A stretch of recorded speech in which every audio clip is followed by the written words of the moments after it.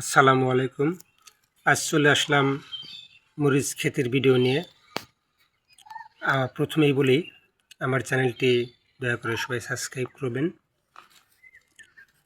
আজ কৃষক পরিবারের ছোটোখাটো আকারে যারা মরিচ চাষ করেন, তারা বাড়ির আশেপাশে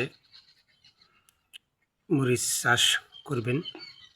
দেখুন, বাড়ির পরিত্যক্ত জায়গায় আমি মরিচের চাষ করেছি। কত সুন্দর মরিচ ধরেছে। এই মরিচ চাষ করে আমার পরিবারের চাহিদা মিটে থাকে এবং কি মরিচের চাহিদাও মিটে থাকে। দেখুন, এই মরিচ প্রচুর পরিমাণের ঝাল হয়ে থাকে। এই মরিচটা বেশ লাভজনক।